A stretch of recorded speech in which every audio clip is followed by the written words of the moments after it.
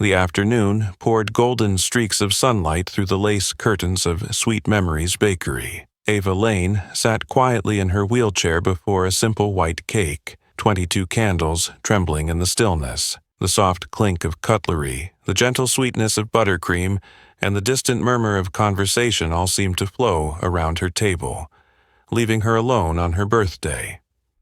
The bell above the door chimed. A man in his 30s, the shoulder of his shirt dusted with a trace of sawdust from the day's work, stepped in, holding the hand of a 6-year-old girl clutching a small gift box wrapped in colorful paper. A thin breeze followed them in, carrying the faint scent of rain lingering on the sidewalk. The man was Marcus King, an African-American carpenter. The little girl was Lily King, his daughter, her bright eyes speaking before her words could. Lily stopped short. She had spotted the young woman sitting alone before the cake. A gentle tug at her father's sleeve, like a secret meant for just the two of them. Marcus leaned down to listen. The fine lines at the corners of his eyes shifted, as if weighing a decision that needed no real deliberation. He stepped forward, slowly, so as not to startle anyone, and asked in a warm voice, "Excuse me, would it be all right if we sat with you? My daughter wants to wish you a happy birthday." Ava looked up. Surprise flickered, then hesitation. Then something like a lump rose in her throat, catching the yes before it could escape. When was the last time anyone had asked to sit with her? Not because they were paid to, but because they wanted to? Lily didn't wait for the pause to end. She set a handmade cupcake on Ava's table, topped with a little star-shaped candle. "I'm Lily. This is for you.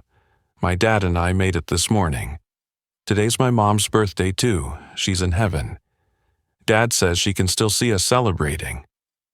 The innocent words, woven with both loss and remembrance, slipped through the walls Ava had built over the past 4 years. Sarah, the mother Lily had never met, suddenly felt like a thread connecting lonely hearts. Marcus pulled out a chair, moving with the patience of someone who knew important moments should never be rushed. "I'm Marcus. That's a beautiful cake you have. No one should eat cake alone." Ava nodded, her throat tight. When Lily sang "Happy Birthday," slightly off-key but brimming with energy, Marcus joined in with a deep, steady voice, creating a harmony warmer than any heater in the shop.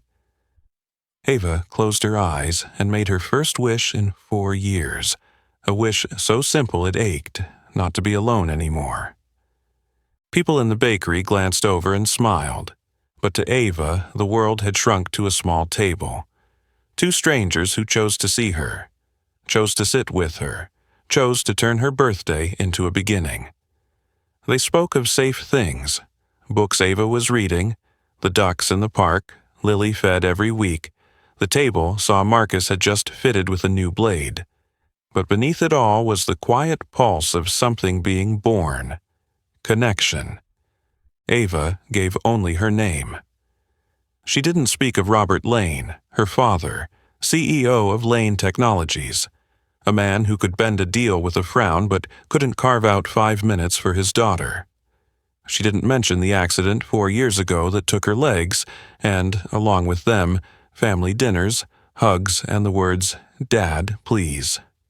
She just smiled, letting Lily fill the air like a ringing bell, talking about the paintings her mom used to draw in her imagination, the photo book she wanted to make for her, and how people could feel sad and still smile. Marcus glanced at Ava now and then. It was the look of a craftsman who'd learned to see potential in raw wood, seeing the person behind the wheelchair, behind the neat dress, behind the daily practiced composure. There was no pity in that look, only presence.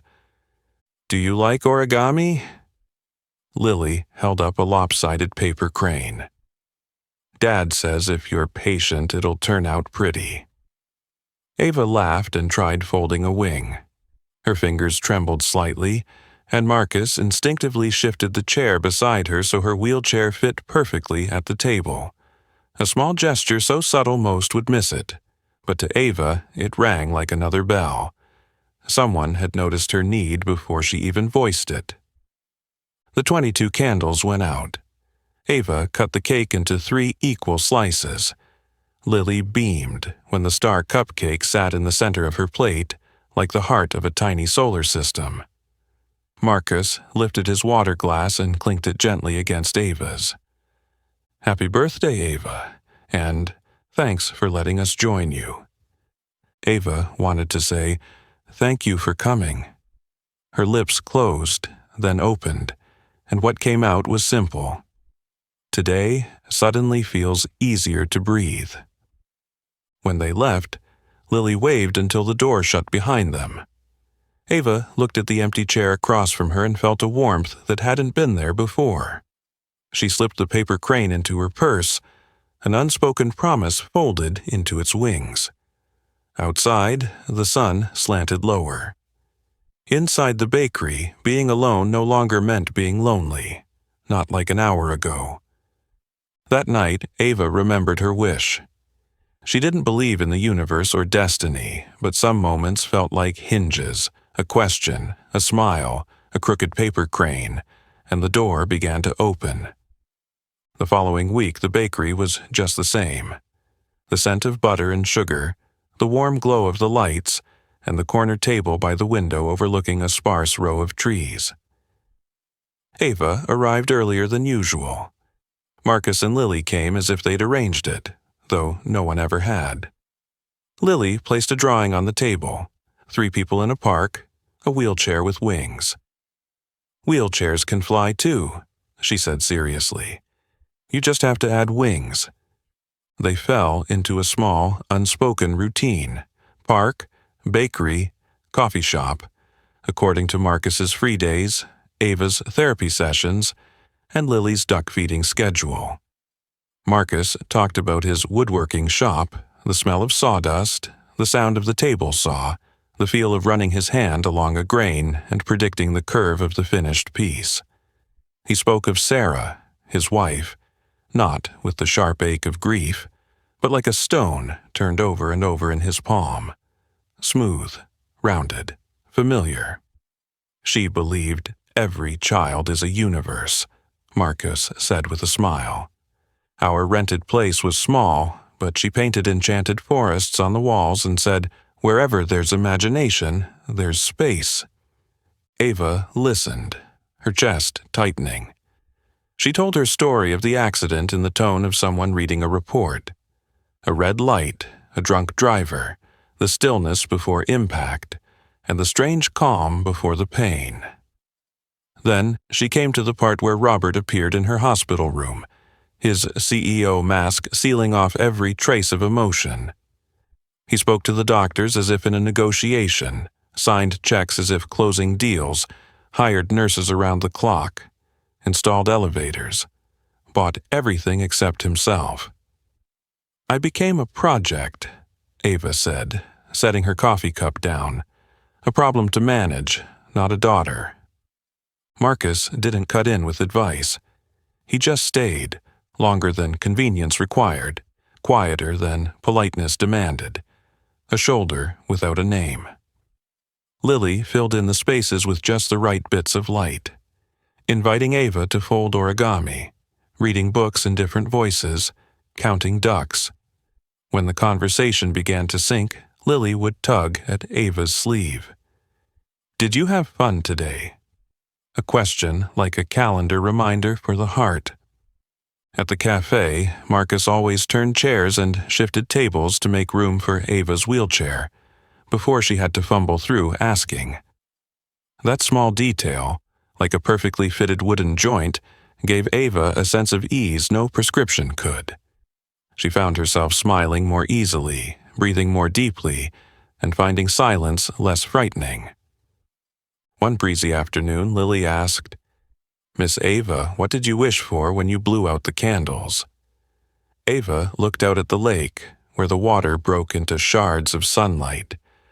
"I wished for someone to be there," she said slowly, as if testing the echo of her own words. Lily nodded as if accepting a mission. Then we'll come, she concluded, as simply as 2 + 2 = 4. Ava, Marcus said her name for the first time without miss or ma'am. The way it sat on his tongue felt as natural as if he'd always said it. I want to make sure there's no misunderstanding. My daughter and I aren't here out of pity. We're here because you make our days better. Ava didn't hide the moisture in her eyes. She nodded, finding no extra words, because sometimes fewer words preserve the weight of truth. But skies are rarely clear forever. From the glass tower where Robert Lane surveyed the world through graphs and charts, he listened to a report from an employee. His daughter was going out often, meeting someone not of her class. A phone slid across a desk, a private investigator's contract signed as casually as any other. The report read, Marcus King, carpenter, African-American, widower, modest income, spending significant time with Ava Lane. The final note was blunt. Potential exploitation. While prejudice quietly filled the blanks in that report, across the city, Ava and Marcus were filling different squares. A paper crane folded perfectly. A new handhold at the lakeshore so Ava could turn her wheelchair more easily. A bedtime call from Lily just to say, Today, I counted 13 ducks. That night, as Ava closed her book, she understood. The wind was changing. And when the wind changes, you either raise your sails or seek shelter. You can't stand still. On a windy day, the cafe posted a sign limiting outdoor seating. Lily sat at the next table, coloring a forest with a path wide enough for a wheelchair. Marcus caught Ava smiling at that detail, and something shifted in his chest. Not a lightning strike, but like a seedling pushing through the soil after a long winter. Ava noticed his gaze. Neither of them rushed to name what was growing between them. They chose to do small, genuine things instead. Marcus kept notes on restaurants with ramps. Ava reserved seats where Lily could see the bakery's ovens. Lily wrote a card that read, 3 good friends, and stuck it on Marcus's fridge.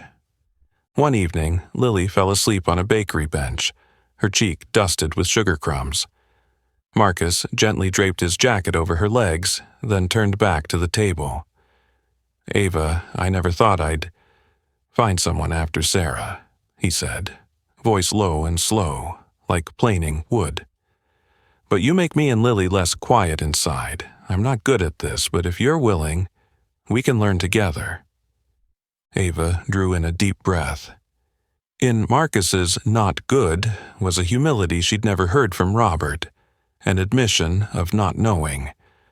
I don't know either, she said with a small smile, for the first time dropping the formality like a tiny wager. But let's learn. And so they began to learn.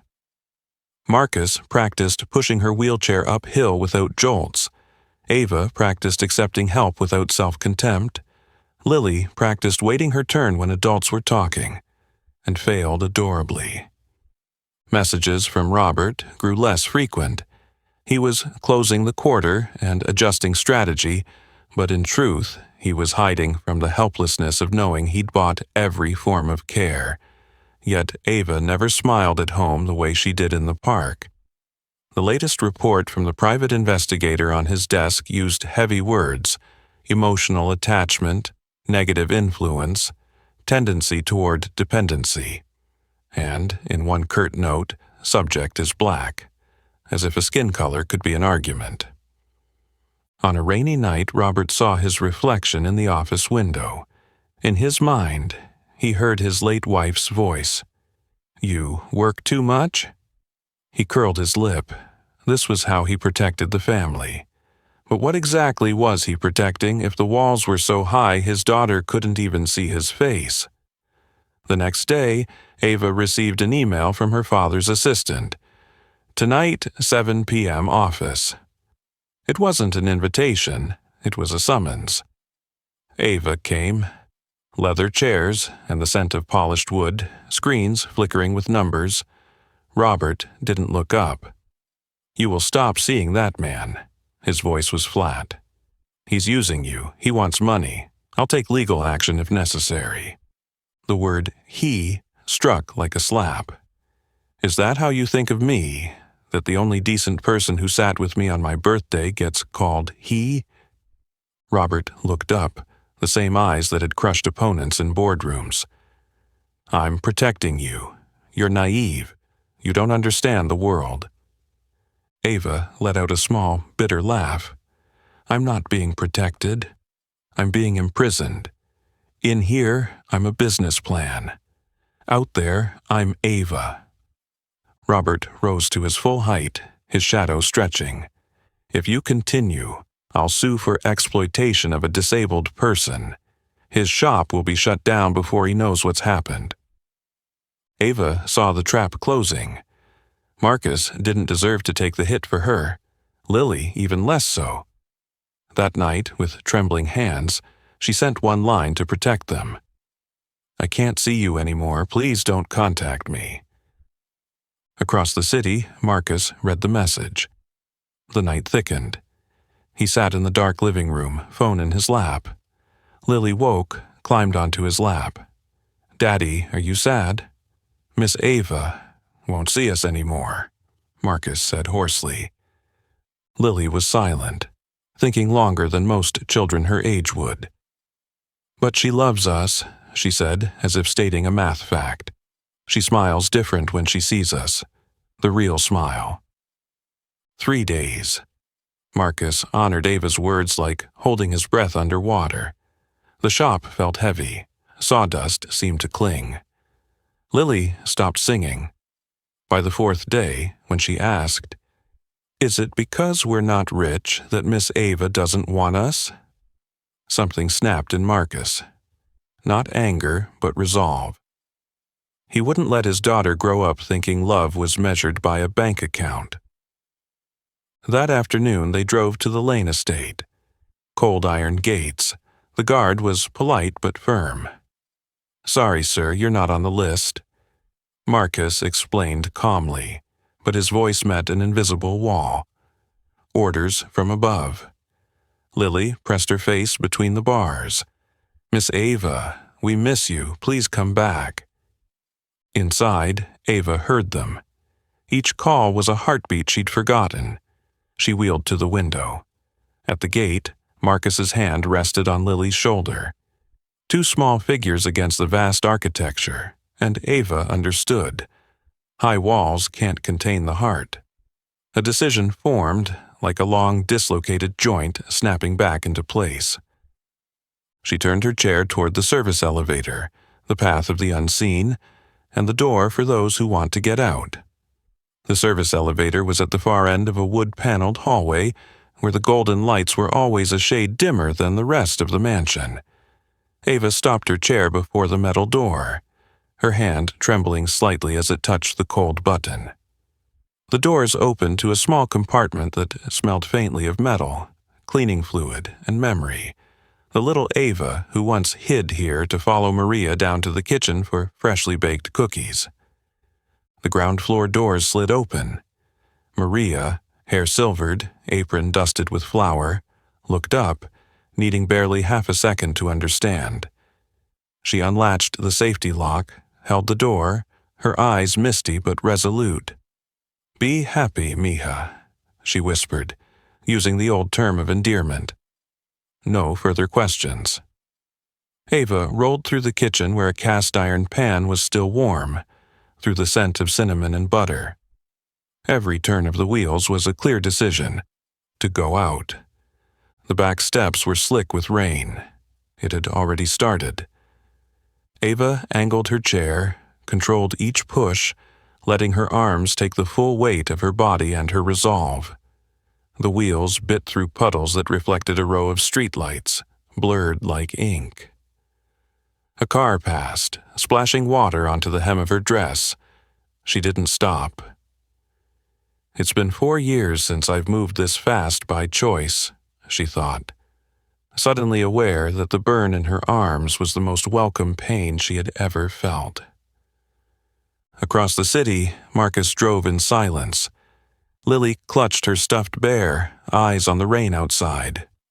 When the iron gates had refused a pure, pleading voice, neither father nor daughter knew where to go, only that they couldn't go home just yet. "Daddy, can we go to the bakery?" Lily asked. "Maybe Miss Ava will miss that place like we do." Marcus nodded, turned the wheel. Sweet Memories came into view, its light brown wooden sign like a vault holding the memories where they'd left their hearts for safekeeping. The doorbell chimed as they entered. Mrs. Ruiz, the shop's owner, took in the clouded faces of Marcus and Lily. She didn't ask questions, just pointed to the old table by the window. "Sit there." Marcus slipped off his raincoat and draped it over the chair back. Lily climbed up, legs swinging, eyes fixed on the door. "She's coming," she said. Marcus didn't dare answer yes, afraid to snap the fragile hope holding them together. Outside, Ava rolled across an uneven sidewalk. Some people hurried past to avoid the rain, some glanced at her chair, not with malice, but without understanding. She didn't blame them. She'd once looked at herself the same way, as a sum of what couldn't be done. She turned the corner toward the bakery street. Her heart pounded as if she were running. Muscle memory gone, but heart memory intact. The door opened with its familiar bell.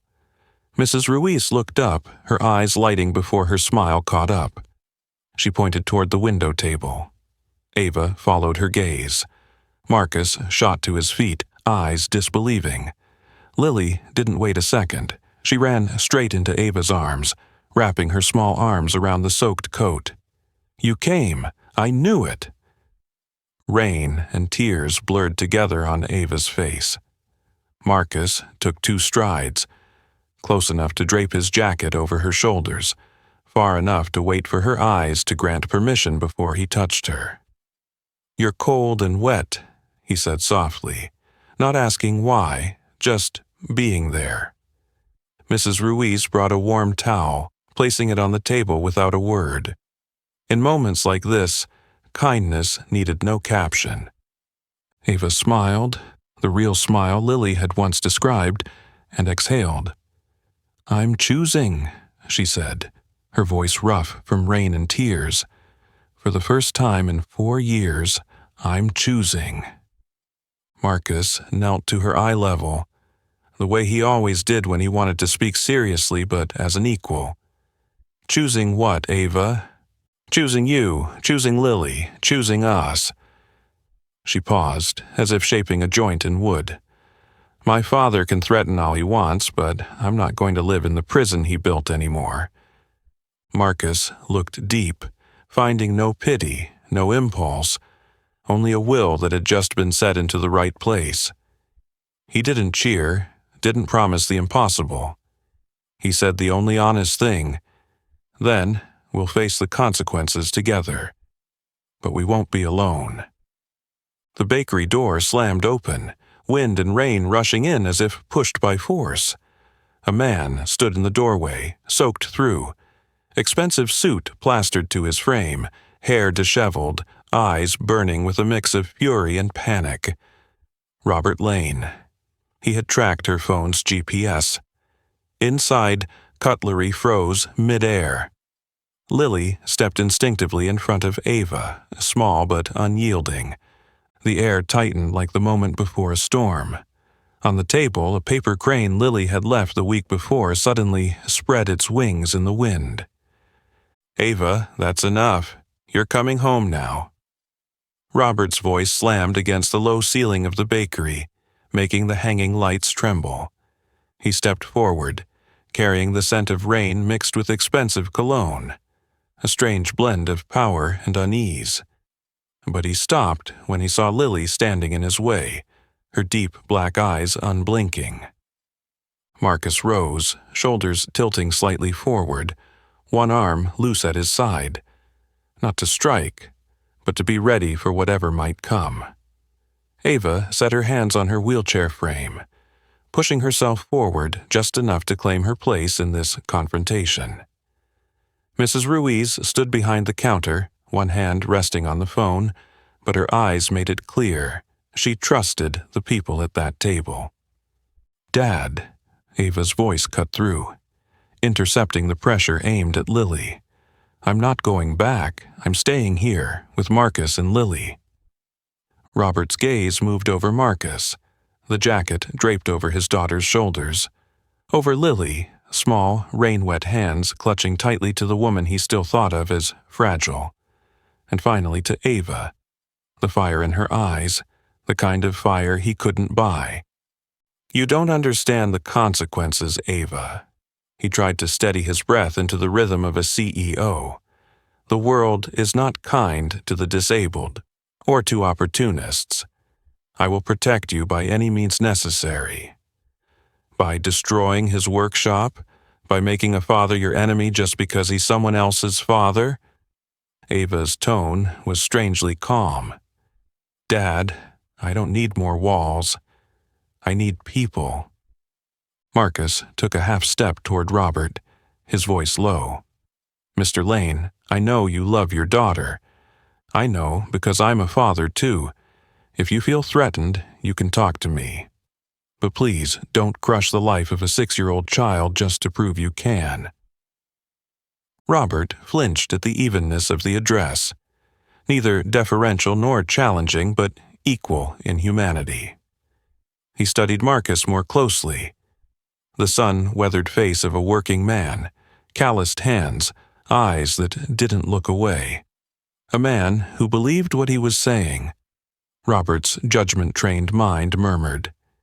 "Dad," Ava continued, "4 years ago, what I needed wasn't contracts. I needed your hand holding mine telling me we'd figure it out together. Marcus is doing that. He shows up, not perfectly, but he's here. That's what I'm choosing." Ava turned to Marcus, pulling the jacket closer around her shoulders. "Let's be realistic," she said, choosing each word. "My father will do everything he can. I don't want you and Lily caught in a storm just because of me." Marcus shook his head slightly. "The storm chose us the moment my daughter saw someone sitting alone and asked, 'Can we sit with her?' I'm not teaching my child to walk away when the right thing gets hard." He looked to Mrs. Ruiz. "If anything happens—" The bakery owner nodded, pulling the blinds halfway down, as if shutting the outside world out. "You're safe here," she said. "I saw the day you met. I'm on your side." But safety is fragile when power has already walked through the door. Robert stepped closer, voice lowered but sharper. "Marcus King, do you have a family? Do you have money? What can you give my daughter besides promises?" Marcus didn't lift his chin, only set his palm gently on the back of Ava's chair, a gesture of permission, not possession. "I can give her one thing money can't buy, daily presence.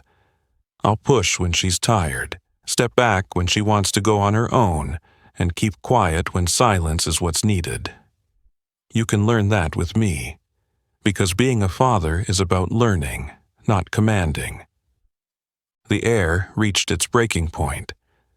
Ava's eyes moved across the faces, Mrs. Ruiz laying a warm towel on her hands, Marcus standing solid like a beam, Lily holding her position, small but immovable, Robert drawn taut like a bowstring, ready to snap somewhere. Lily drew a deep breath. She turned to Robert as if deciding it was her turn. "You're Miss Ava's dad," Lily said clearly, "but you're mean. My dad says family is being there, not paying someone to be there. You make Miss Ava cry. My dad doesn't make me cry." A child's voice, without skill but without dodging the truth. Something cracked in an unseen place. Robert, a man who had never been called mean to his face without roaring back, suddenly froze. The words, "I'm protecting my daughter," rose to his lips, but couldn't pass the key Lily had just pinned to his chest. Avoidance. He remembered the night he stood alone in the glass-walled office, the way he signed more than he spoke, bought more than he held his child. What exactly have I been protecting? He wondered. His reputation? His own helplessness? Outside, rain tapped against the windows. Inside, Ava's wheelchair wheels gave a soft squeak, as if reminding them the road was still ahead. "You don't understand grown-up things, kid." Robert tried to push back, but his voice had already cracked like glass. Lily stood her ground, rain-soaked shoes leaving wet prints on the tile, her hands clasped together, eyes never leaving his. "I understand enough to know when someone is hiding from being sad," she said slowly, each word dropping onto the floor. "My dad's sad because my mom's in heaven. But my dad stays with me. He doesn't run away. You run away." The bakery went still. In the back kitchen, the mixer kept turning, warm vanilla and butter in the air. Ava looked at her father without the glass wall of self-protection. The once impenetrable CEO's face showed cracks, shadows under his eyes, deep lines, fingers gripping the edge of a chair like someone searching for shore. For 4 years, he had added hours to his meetings and subtracted moments of holding her hand, her questions replaced by his calendar. "Dad." Ava's voice was barely above a whisper. He turned, this time truly looking at his daughter. "When I woke up in the hospital," she said, like reading a diary page, "what I needed wasn't the best doctors or the newest equipment. I needed your hand in mine. I needed to hear, 'We'll figure it out together.' But you disappeared into your office and threw money at my pain. I'm not a project to optimize. I'm your daughter." Robert inhaled, lungs only half filling. He sank into a chair. Suddenly, he looked his age, 60, with a slight stoop, hands unsure of themselves. "I didn't know how," he admitted, like someone sounding out the alphabet of vulnerability.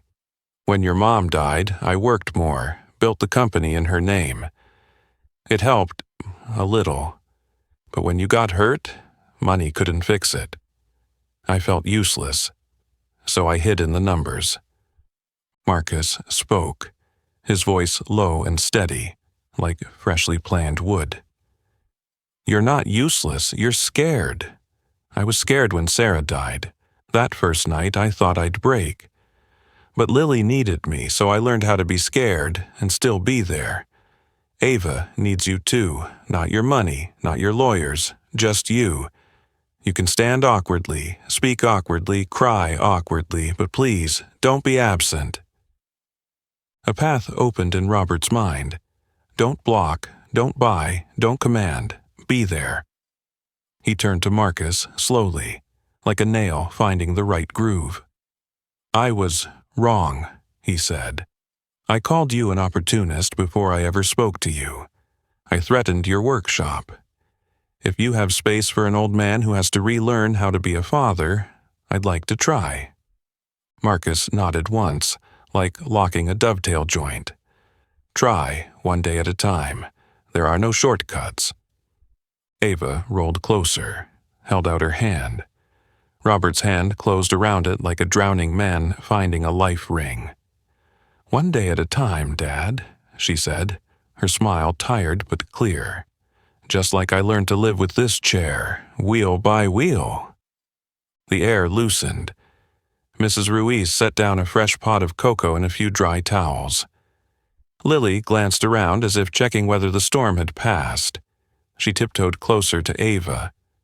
"So, can we be a family now?" The question was as simple as flipping a light switch. Laughter broke out, tangled with tears. Robert looked at Marcus, then Ava, then crouched to meet Lily's eyes. "If my daughter agrees, and your dad agrees, I want to learn to be a dad again. And if I can..." One day I'd like to be a grandpa." Lily nodded, serious but beaming. "Then you have to learn how to count ducks. Grandpas can't skip playtime." "I'll count," Robert said, hearing his own voice soften. "We start here," Ava said. "Right in this bakery where the question, 'Can we sit with you?' changed my life." She slid Robert's phone to the center of the table, screen down, like closing a habit. Robert nodded, pulled it out only to call his head of security, call everything off. "No one touches King's workshop. No one follows my daughter anymore." He hung up, slipped the phone into his inside pocket, and kept his other hand wrapped around hers for a long time. A regular customer walked past, stopping short at the sight of a seasoned CEO sitting still, hands empty, like a father waiting for his daughter to decide the next step. Outside, rain tapped the windows. Inside, spoons clinked against mugs in a steady rhythm, sounding like a clock announcing that the time for hiding was over. Ava lifted her cup, inhaling the cocoa's warmth, remembering the cold antiseptic smell of that hospital night. The distance between those two scents was the distance between being cared for and being loved. Robert leaned in. "I can't promise I'll be perfect, but I promise I'll show up." The words felt strange, but as soon as he said them, his chest felt lighter. Marcus checked his watch. "Let's nail that promise to the calendar," he said, half joking, half serious. "Tomorrow, 10 minutes, just sitting with Ava. This weekend, come to the workshop. I'll let you hear the wood." "And Wednesday is for feeding the ducks," Lily added, hand raised like in class. "You have to count out loud, no looking at your phone." Robert laughed, a sound rare enough that even he found it unfamiliar. "I'll count." Ava leaned back, the ache in her arms turning into warmth. The paper crane on the table stirred in the light breeze, its wings trembling as if in agreement. No one knew how hard tomorrow might be. But they now had a small schedule made of human words, not phone calls, of slowing down, not orders, and that, after 4 years, felt like learning to breathe again. They stayed a while longer, listening to the rain, sharing the last slice of cake. More silence. That afternoon no longer felt heavy. The silence in the bakery was like the pause between 2 chapters. Robert set his cup down, drew in a long, deliberate breath, and asked, "I've been gone for 4 years. How do I get that back?" Ava rolled closer, nudging away the phone he'd been touching without thinking. "Start today," she said. "This afternoon, sit next to me for 10 minutes. No talking, no fixing. Tomorrow, the same." Robert nodded, signing an agreement without paper, just eye to eye. Marcus added an item. "This week, come to the shop for a day. I'll give you a piece of oak to plane. Don't force it. Follow the grain. Wood will tell you when you slow down." Robert gave a dry laugh. "I've signed my whole life." Marcus shrugged. "Today, you sign with your hands." Lily chimed in. "Wednesday is Duck Day. Look at your phone and you lose." They wrote the schedule on brown paper. Mrs. Ruiz pinned it to the board. 10 minutes of presence.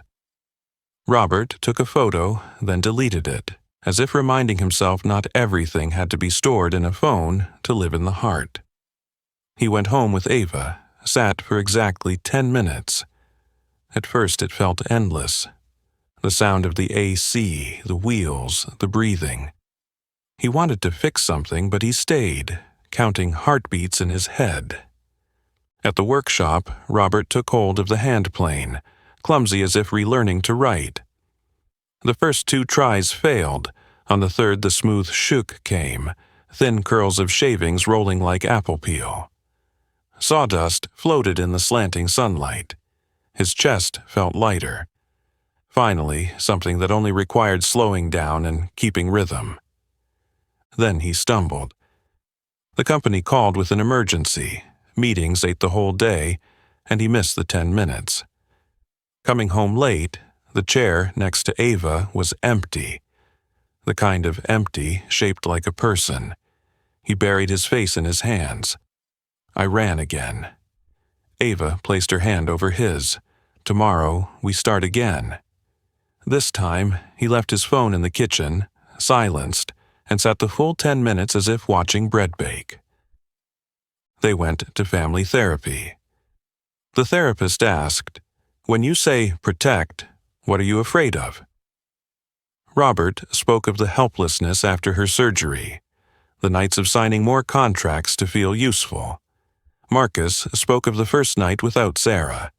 Ava spoke about freedom, choosing when to accept help and when to push herself. Lily shaped clay and said now and then, being there means playing, not standing at the door. The park became their outdoor classroom.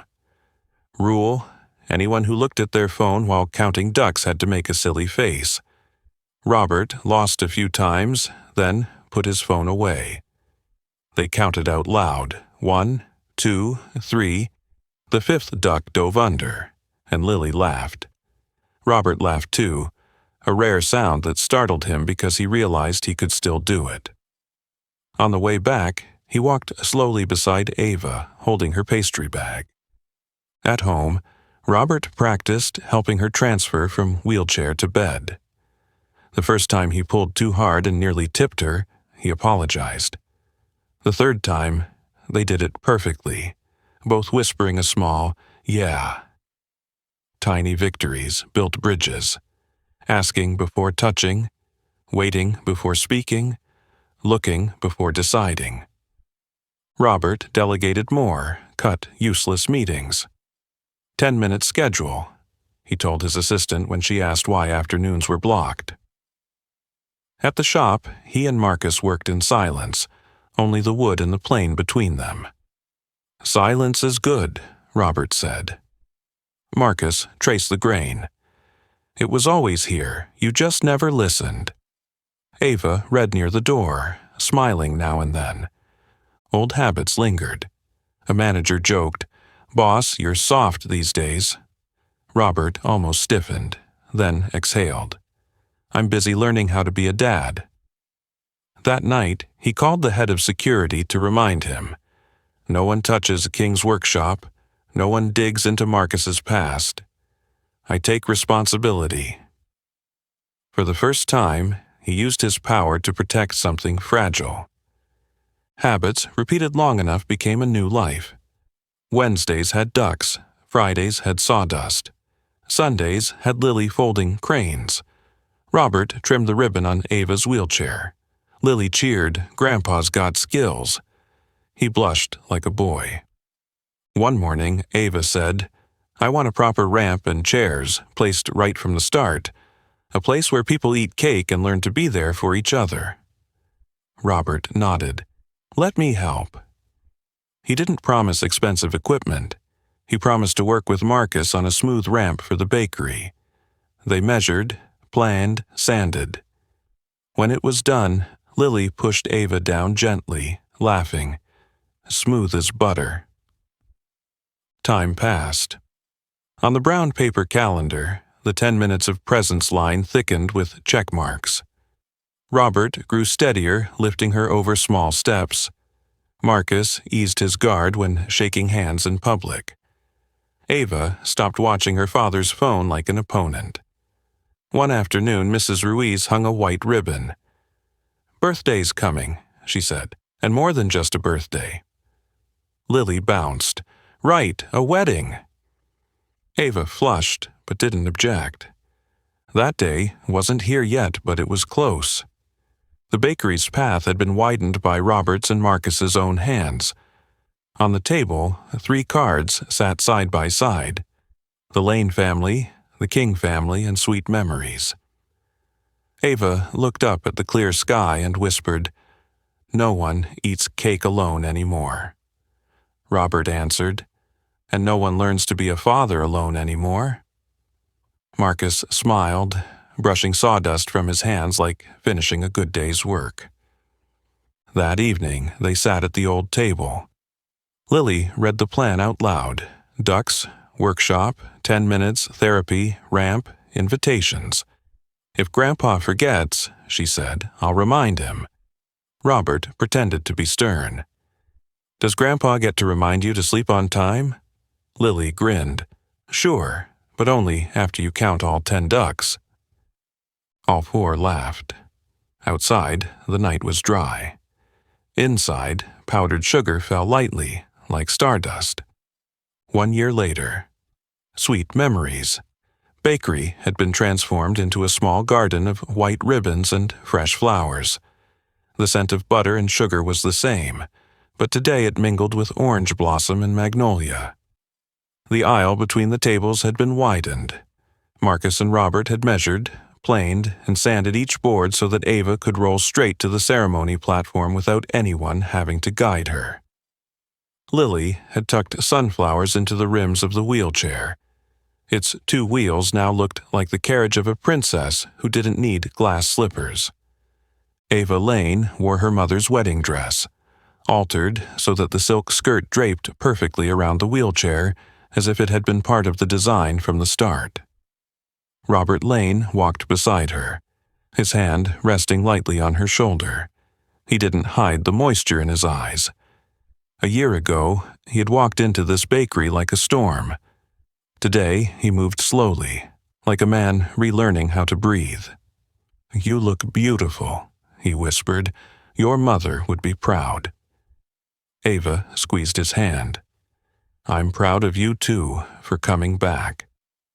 At the end of the aisle, Marcus King waited, in a simple suit, indigo tie, his calloused hands clasped. Behind him stood the woodworkers from his shop, friends who had become brothers, carrying guitars and a mandolin for the celebration. Mrs. Ruiz stood at a small podium, her apron traded for a blue dress, her smile turning the crow's feet at her eyes into something beautiful. "I consider it a privilege to be officiating," she said, voice teasing but proud. "I heard the words, 'Can we sit with you?' at that very table over there." The music began softly. Lily, in a yellow dress, hair adorned with flowers, scattered paper petals, then stood right beside her dad and Ava, like a small clasp connecting everyone into a warm, straight line. Mrs. Ruiz began, "Today, in the place where a small invitation changed a life, we gathered to hear big promises." Marcus spoke first. His voice wasn't grand. It was steady, like the rhythm of a hand playing over wood. "Ava, you taught me that love isn't finding someone perfect. It's finding someone who fits with the broken pieces you already have.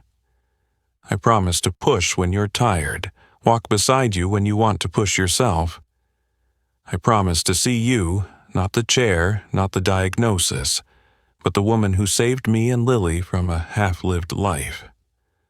Ava smiled through tears, turning her chair slightly to face him. "Marcus, you and Lily didn't just accept my limits. You showed me they aren't the limits of my future. I promise to be the mother Lily deserves, the partner you deserve. I promise every day to choose us, just like the day I rolled back here through the rain." A small sniffle sounded. Robert cleared his throat, dabbing his eyes with a handkerchief, then smiled when he caught Lily's mischievous glance. "Grandpa's not allowed to cry more than the bride," she whispered. The room laughed, tension melting like sugar in an oven. Mrs. Ruiz lifted a small book. "By the power given to me by this community, those who have been present through your journey, I declare Marcus and Ava husband and wife. You may—" Lily didn't wait for her to finish. "Kiss her!" Laughter rang out again, and the kiss came. Short, real, just enough to make Lily bounce with joy. The music shifted to lively bluegrass. The wedding cake, made by Sweet Memories itself, sat on the same table where the first meeting had taken place. White frosting covered it, topped with a single sugar star, a nod to Lily's cupcake that day. A small frame sat beside it. Ava blowing out 22 candles, Marcus and Lily beside her. And a new photo. The smooth ramp they had built together. During the break between the ceremony and the reception, Robert pulled Marcus aside to a small workshop corner the bakery had lent for displaying woodcraft. He placed his hand on a bench they had built together. "Thank you," he said, short and sincere, "for teaching me to slow down, for waiting for me." Marcus shook his head. "No one walks alone, Mr. Lane." "Call me Robert," he corrected, for the first time shedding his title like armor. They returned. The new family photo was taken. Ava in the middle, Marcus on her left, Lily hugging from the front, Robert standing behind, his hand resting lightly on his son-in-law's, not claiming space, only affirming he was there.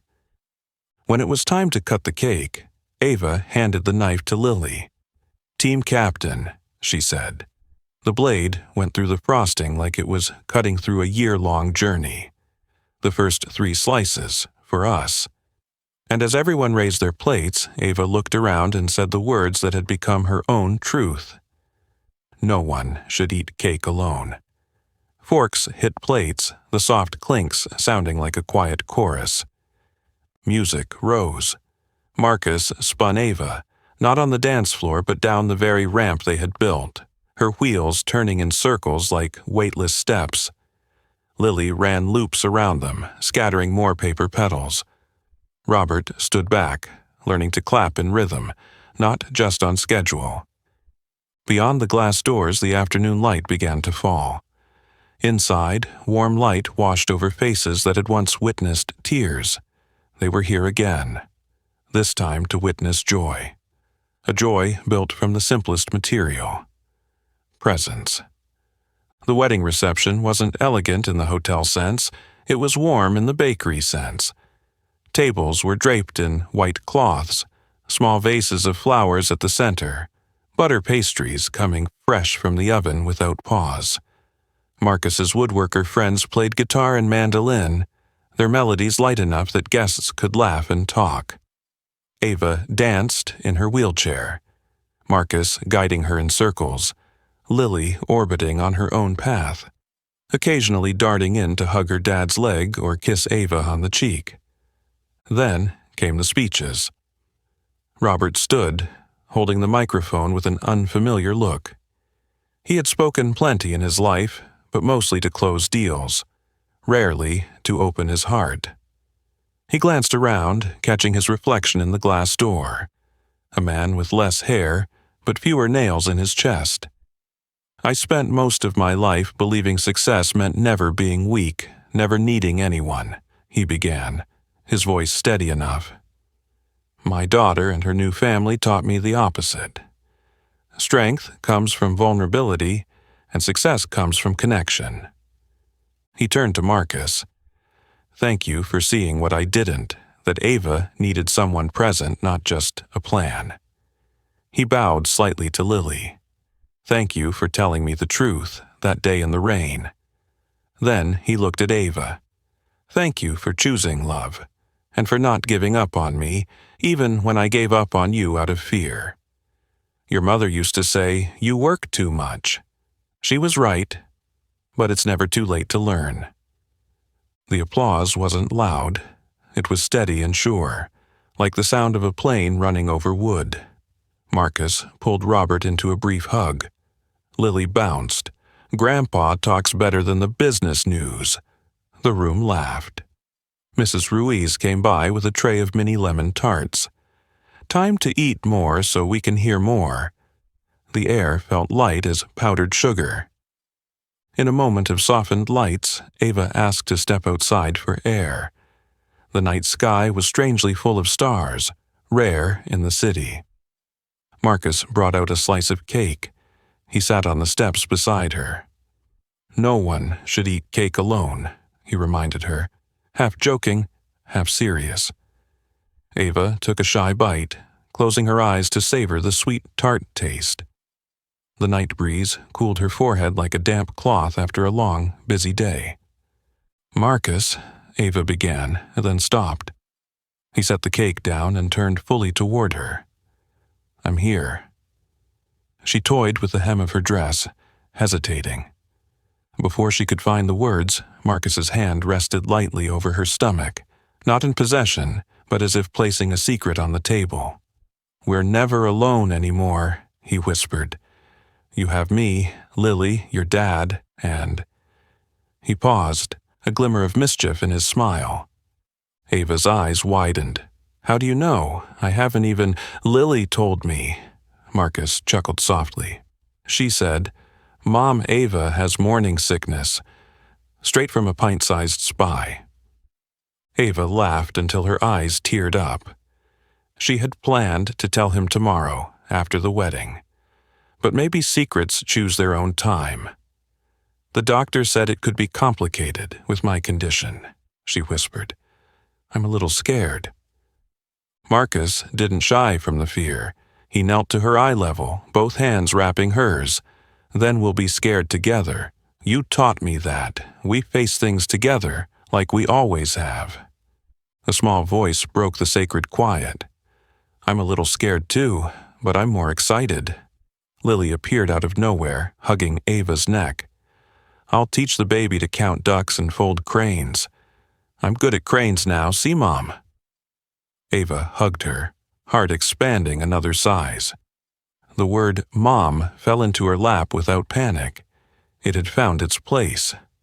They went back inside. The party carried on. Marcus danced with Lily in a father-daughter sway, not steps anyone would praise for style, but perfectly in sync. Ava wheeled along to the beat, Robert taking photos until his phone's storage filled, then chuckling at himself. For the first time, his phone was full for something other than meeting files. Night deepened. Mrs. Ruiz dimmed the lights, leaving the strings of yellow bulbs to feel like closer stars. "Was today enough?" she asked as she walked the last guests out. "Enough to last a year," Ava replied. Mrs. Ruiz nodded. "Then take the rest of the cake home, and remember, no one should eat cake alone, not even when you're expecting." The sliding door closed. Marcus carried a drowsy Lily. Robert held the cake box. Ava pushed herself farther than usual, not to prove anything, just to quietly tell herself, "I can move forward, not alone." In the heart of the night, the four of them formed a soft diamond.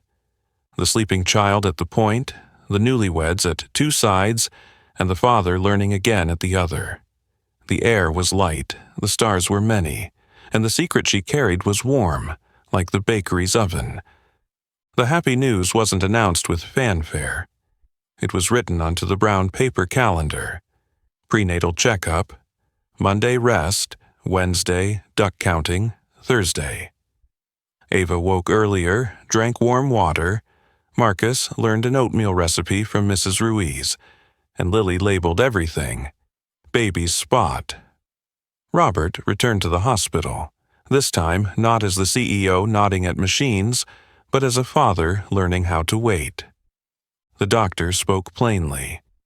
The pregnancy could be complicated, given Ava's condition. The phrase didn't frighten them, it drew a boundary. "We'll need regular monitoring, plenty of rest, breathing therapy, and a postpartum support plan." Marcus took notes, asking specific questions. Ava asked what she could do herself. Robert asked, "What can I do?" The doctor smiled.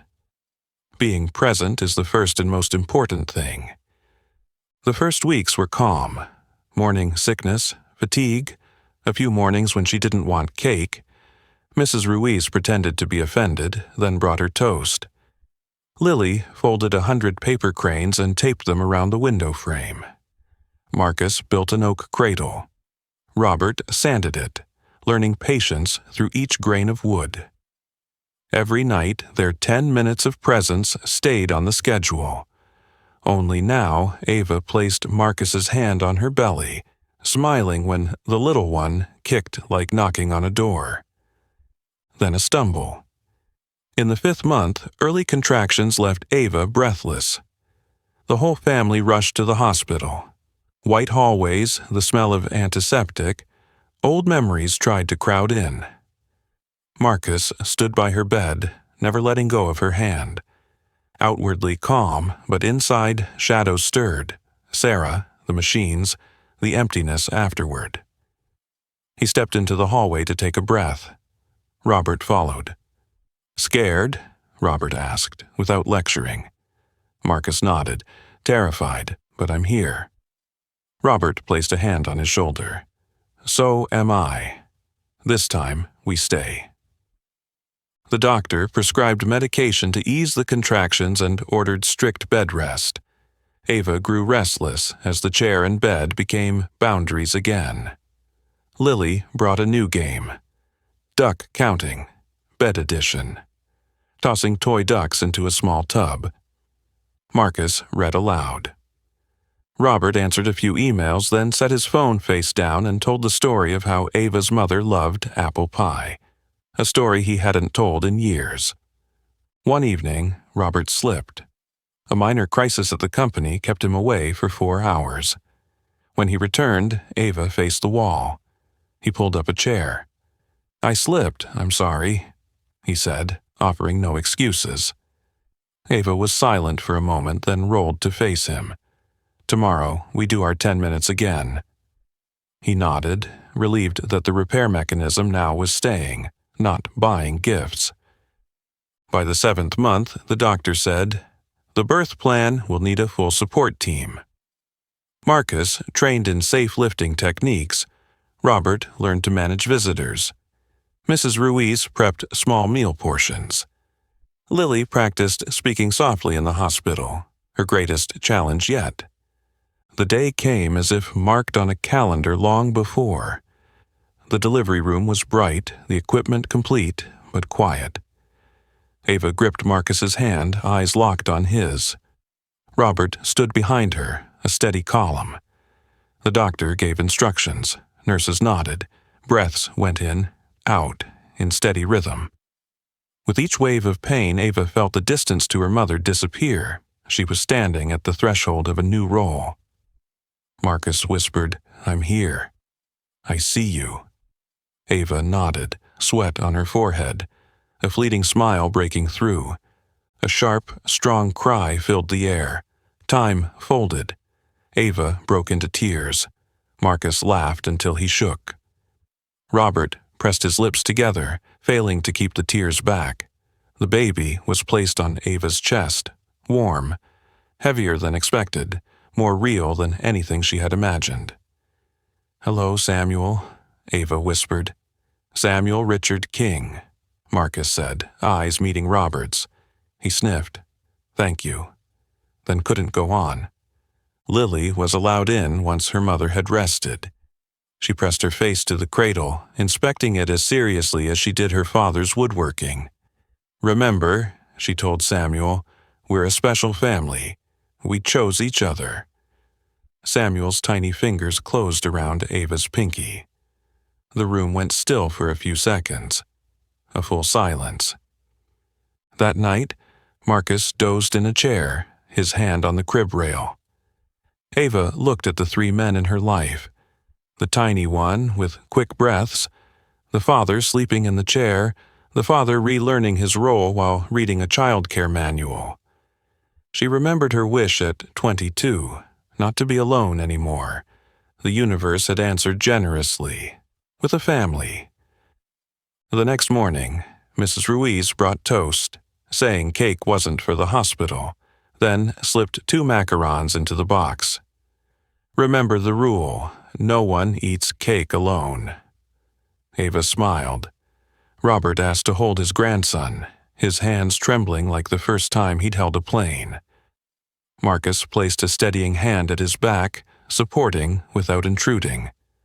Lily reported, "Weekly plan, fewer ducks, more naps, fold cranes for the baby." Outside the window, the sky was pale blue. Ava closed her eyes for a moment, listening to Samuel's even breathing. The road here hadn't been straight, with its slips and stumbles. But the family's new mechanism, truth-telling, repairing, being present, was working.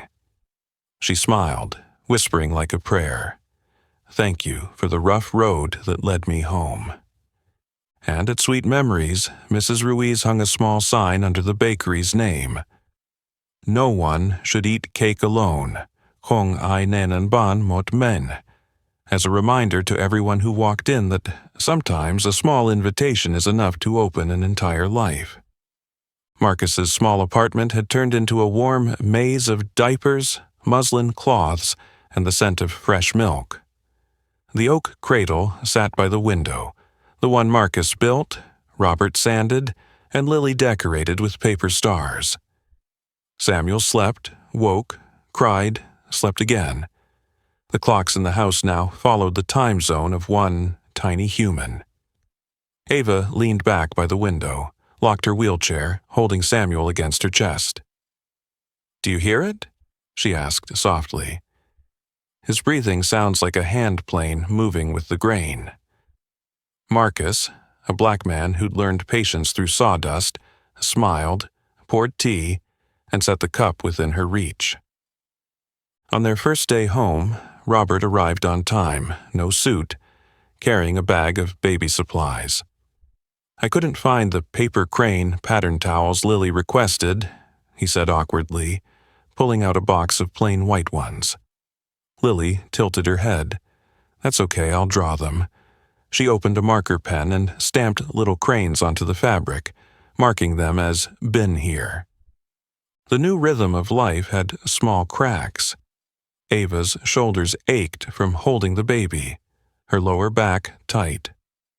Marcus learned to arrange pillows, adjust armrest height, and transfer the baby from her chest to the cradle without waking him. Some nights, Samuel's crying twisted Marcus back to the night Sarah died. He stepped out onto the balcony, breathing deep, staring at the city. Ava rolled out, wedging the door open with her foot. "You don't have to be strong alone." Marcus rested his forehead on hers, exhaling. "I'm afraid of what I can't control." "Me too," Ava said, "but we can take turns being afraid." One rainy afternoon, the whole family took Samuel for a checkup.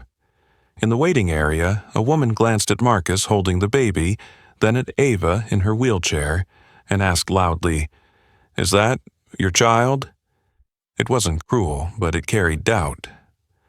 Marcus replied calmly, "My son, Samuel." "My wife is Ava." Robert returned with coffee for Marcus, standing beside him like a soft wall. The doctor reminded them to monitor Ava's breathing and practice proper lifting. Robert offered to sign up for a class. Ava smirked. "Let Marcus go with you. You can take the night diaper shift."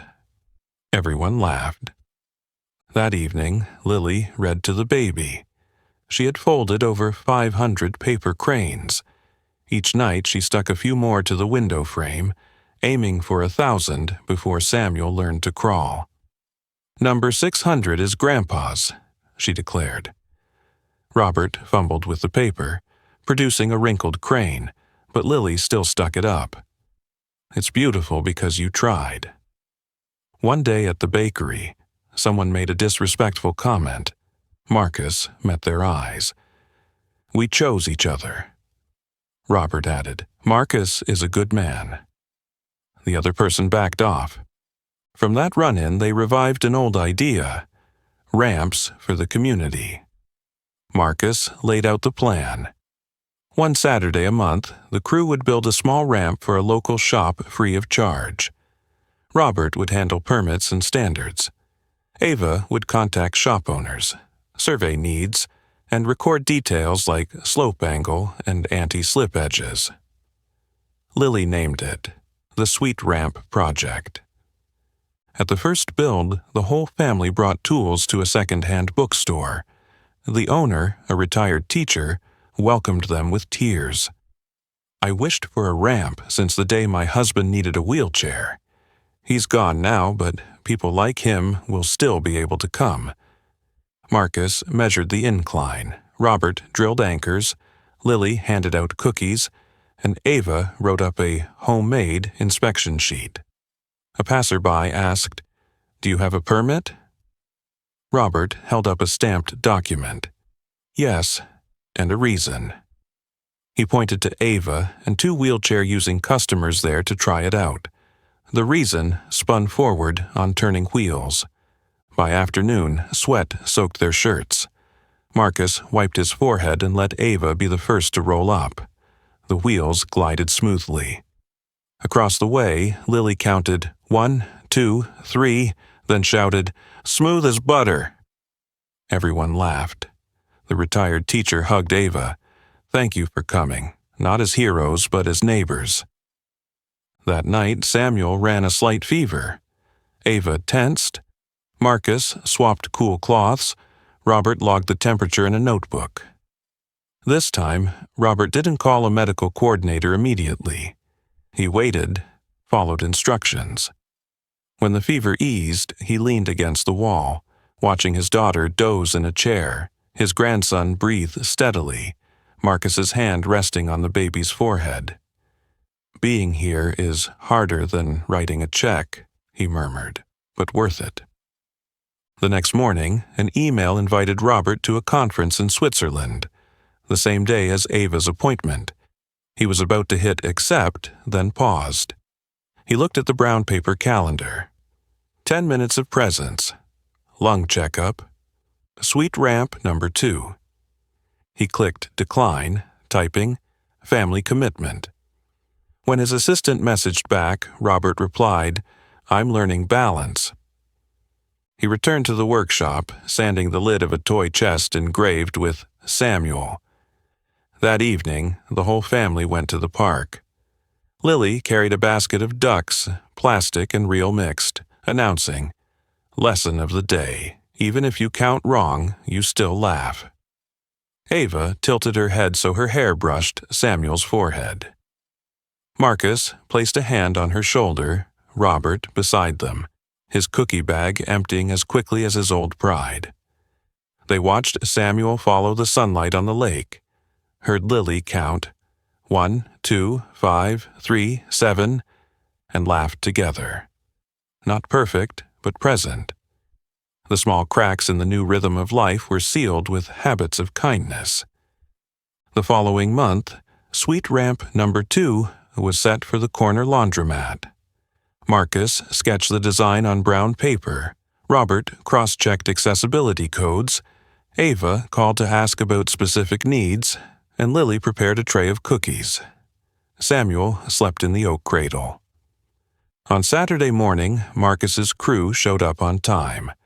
Black and white men alike, tool belts strapped on. Marcus measured the rise of the 2 steps. Robert checked the sidewalk to make sure the ramp wouldn't jut into pedestrian space.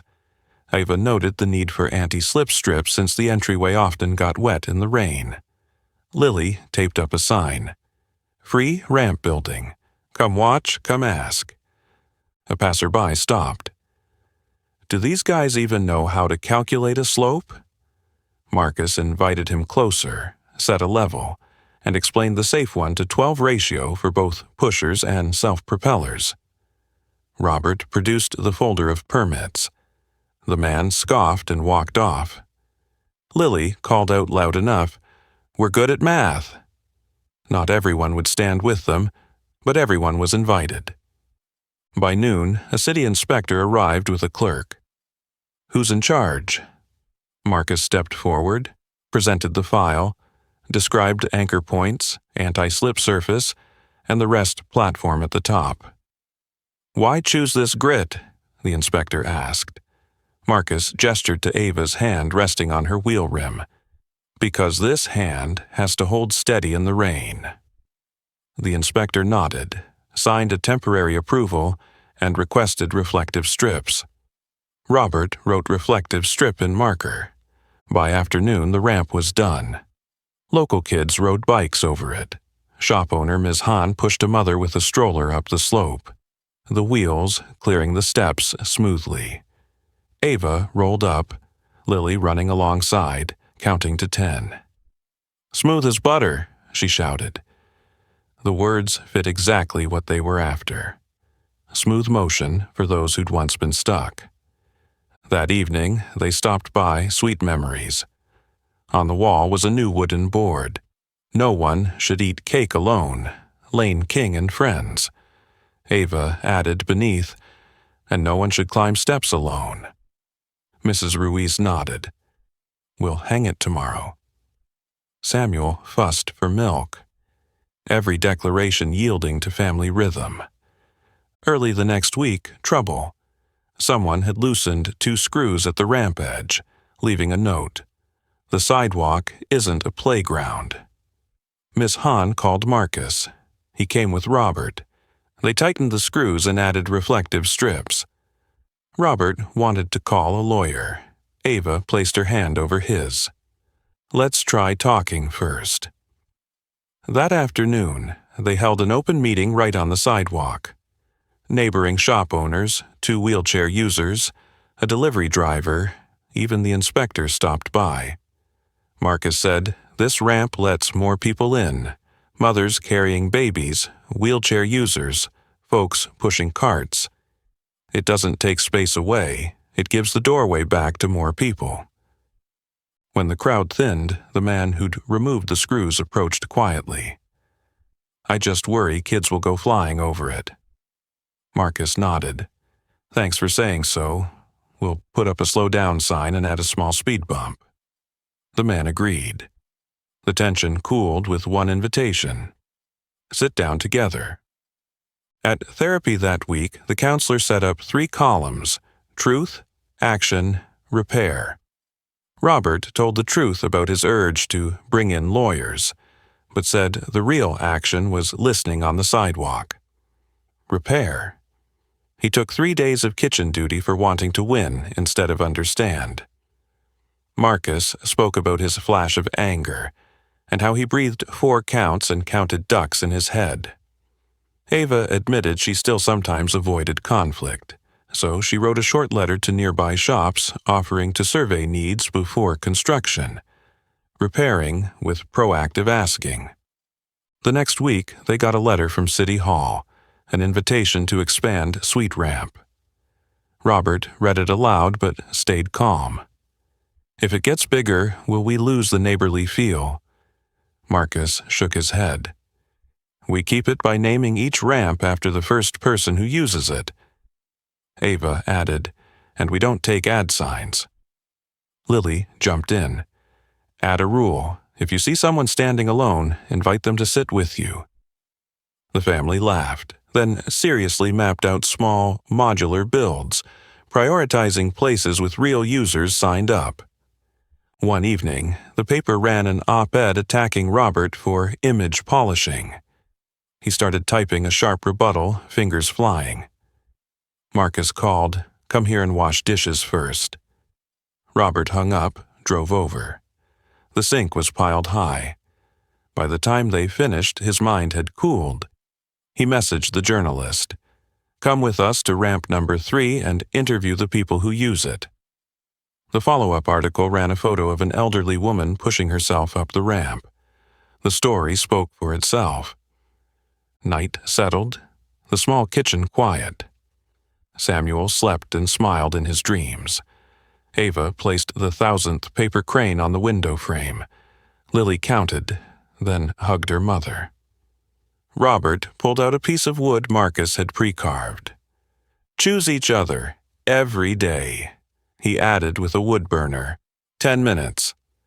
Marcus said, "Promises carved by hand last longer than email."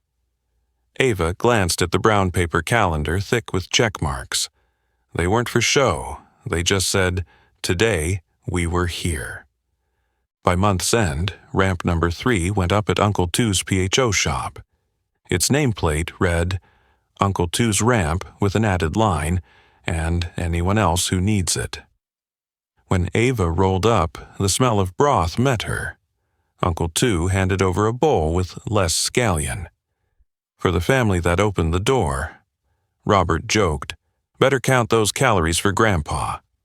"I count with smiles," Uncle Two replied. A light drizzle fell as they headed home. Marcus pushed Ava's chair, Lily carried the faux box, Robert held the measuring tape. No one spoke, but everyone knew. A ramp doesn't change a heart. It just clears the way for hearts to walk in together. Tomorrow, they'd build again, by hand, with invitations, and with 10 uninterrupted minutes. And they smiled, still choosing. October sunlight filtered through the lace curtains of sweet memories, golden and warm. A white birthday cake sat in the middle of the room, topped with a sugar star and the number 1 for Samuel's first birthday. Beside it was a star-topped cupcake, a nod to Lily's first invitation. Paper cranes hung across the doorway. Ava adjusted the garland on her wheelchair. Marcus tied a bow around Lily's collar. Robert counted the plates and forks, then chuckled at his own counting habit. The guests were few. The woodworkers, Ms. Han from ramp number 2, Uncle 2 from ramp number 3, the elderly couple from ramp number 1, and a few neighbors. Mrs. Ruiz wore a new apron and hung up a wooden sign. Wheel by wheel, step by step, ban tung ban, buok tung buok. Lily carried a tray of cookies, announcing, "If you don't have a crane, you can't eat." The whole room laughed. The bell jingled. A woman and her 7-year-old son stood hesitantly at the door. "I'm Kate," she said softly. "We just moved here. Today's Ben's birthday. I was going to buy him a cupcake." Ava rolled forward, extending her hand. "Here, no one eats cake alone. Come in." Mrs. Ruiz placed a star cupcake in front of Ben. "Happy birthday," rang out twice, off-key but warm. Marcus joined in. Robert tapped a spoon. Ava wished to keep the habit of being here. Samuel stared wide-eyed at the candle. Lily helped him blow it out, then cheered, "A lucky star." Ben glanced at Ava's chair. "Does it go fast?" "It races in patience." Ava grinned. The party moved at a family's pace. Someone brewed tea, someone soothed Samuel, someone answered the door. Kate stood watching, her shoulders loosening. Ben got a spoonful of cake. He scooped a tiny bite and offered it to Samuel, who beamed. Robert handed Kate a glass of water, nodding like someone used to welcoming new faces into an open family. The power went out for 15 minutes. Mrs. Ruiz lit candles around the cake. Ava told a short story about her 22nd birthday. When the lights came back, everyone clapped. Robert gave a toast. "I used to think protecting meant building walls and hiring more security. Turns out, protecting is opening the door, sitting down and learning to breathe. Thank you, Marcus, for teaching me to slow down. Thank you, Lily, for telling the truth. Thank you, Ava, for choosing love." He raised his cup. To Samuel, who reminds us that 10 minutes can change a day. Paper cups clinked. A parent suggested, "Give the kids a promise." Lily grabbed a marker, spread out brown paper, and wrote, "Star Pledge. If you see someone standing alone, ask, 'Can we sit with you?' If you see a step, find a way to make a ramp. If you see someone silent, sit with them for 10 minutes. Ben added, "Count ducks together even if you count wrong." The kids signed.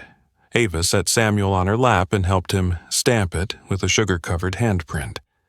The city inspector stopped by, handed over a certificate, and asked Marcus to teach woodworking on Friday nights. Applause broke out. Robert nudged Marcus. "You've got a class now."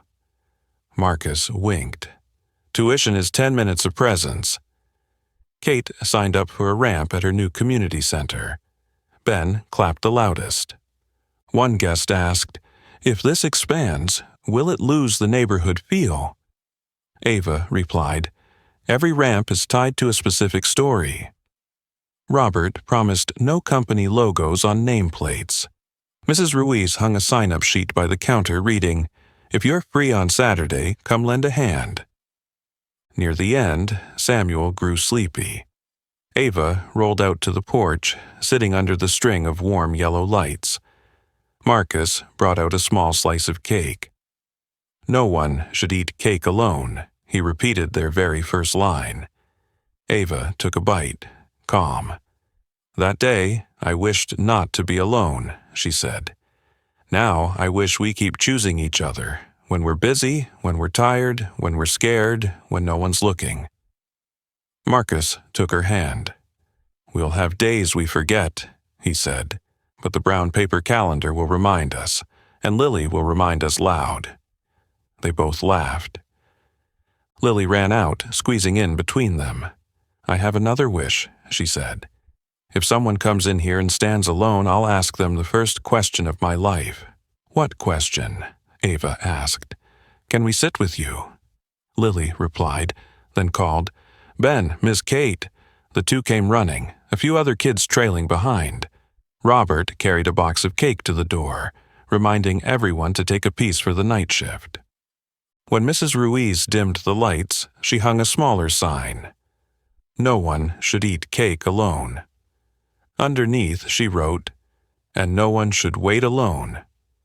She hung it by the door where anyone passing could see. Ava looked at it, nodded in thanks. It wasn't a slogan, it was a path for tomorrow. Time to go. The four of them formed their familiar diamond. Marcus pushing Ava, Lily walking alongside, Robert carrying the gifts. At the corner, two young people paused to read the sign and smiled. Lilia called out the next day's plan. "Ramp number 4? Marcus: "Yes." Robert: "And 10 minutes." Ava: "And ducks." "All 3. And cranes." Ava stopped, looking back into the bakery. Inside, the lights glowed, paper cranes swayed. She remembered her old wish and smiled at the new one. Not "don't be alone," but "keep choosing each other." She placed a hand on her chest, feeling her breath fall in rhythm with Samuel's. Marcus asked, "Ready to go home?" Ava nodded. "And tomorrow, let's build the ramp early." The bakery door closed. A few stars dotted the sky. A year ago, they had witnessed this family choose each other. This year, they saw something old yet new. They were still choosing each other by showing up, sitting down, sharing cake, and making space for the next person. In a small corner of the city, the brown paper calendar on the kitchen wall had a new line. Samuel's birthday, 1 year old, ate cake not alone. And that was the journey from one invitation, "Can we sit with you?" to a family that chooses each other every day, even when busy, tired, or afraid. What about you? If you see someone standing alone in life, what will you do to invite them into your story? If this story touched your heart, don't forget to like, share, to spread the message. No one should eat cake alone. And subscribe for more warm, meaningful stories to come.